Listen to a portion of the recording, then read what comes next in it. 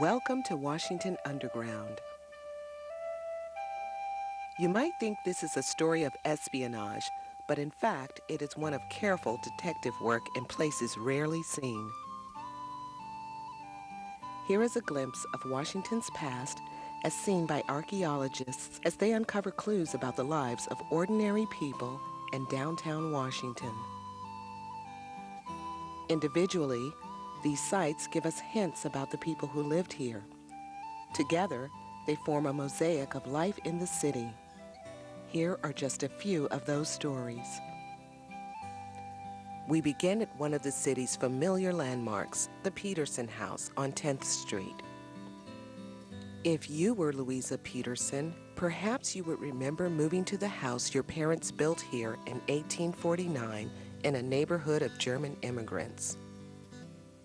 If you look through the remains that archaeologists have recovered lifetimes later, you'd finger the straight pins and buttons and be reminded of your father William's trade as a tailor.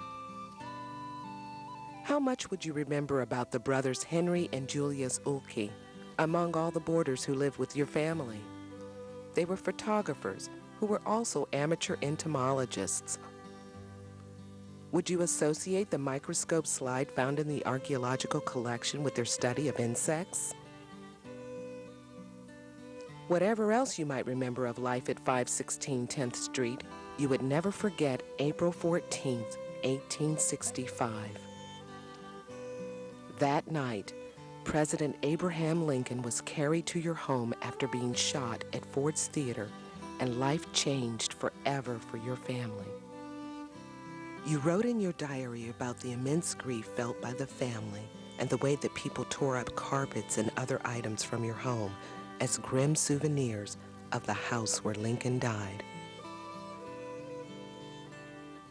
Just a few blocks north of the Peterson House, at 9th and H Streets, archaeologists tested several backyards and caught a glimpse of old-fashioned self-medication in the 1800s.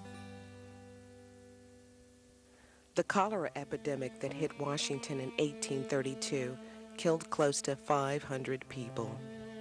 5 terrifying outbreaks of smallpox between 1833 and 1850 added to the deaths caused by the ever-present consumption or tuberculosis. How would you take care of your family's health? You may have believed that many new medicines available were more effective than folk medicine and home remedies. Most of these new medicines contain herbs and can include narcotics, such as opium or cocaine suspended in alcohol. Physicians at the time used alcohol and narcotics to make patients more comfortable.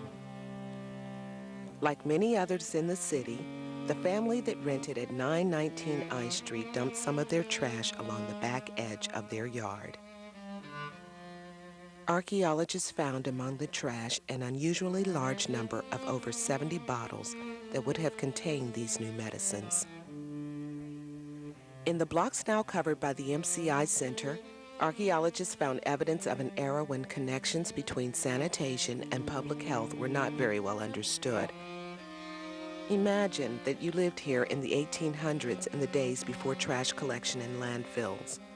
You and your neighbors would throw your garbage into the streets, alleys, and your own backyards. Perhaps you would also be one of the city residents complaining about the stench of the streets, filthy with decaying vegetables and dead animals. In 1875, the Board of Health reported that the public water supply was much cleaner since the aqueduct and the reservoir were flushed out. They reported that among the debris were dead cats, dogs, and babies in the greatest abundance. It was not until the 1890s that there was a sustained effort to supply clean water to city residents. Perhaps you could have afforded the expense to build a cistern or dig a well to supply your family with clean water. But by doing so, you'd unknowingly dampen the threat of cholera and other diseases that spread through contaminated water. Archaeologists collected over 80,000 objects and animal bones discarded as household trash.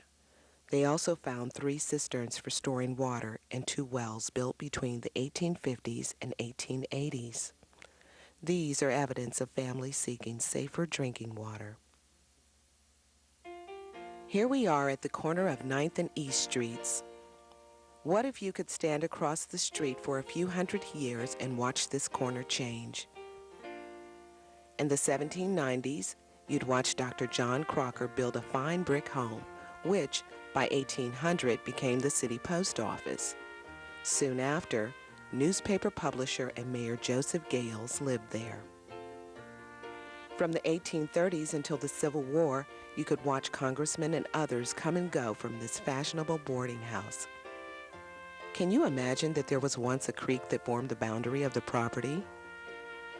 Can you imagine that in the 1860s, the whole look of the street changed? Can you imagine that this once fine house was demolished to make way for new retail businesses?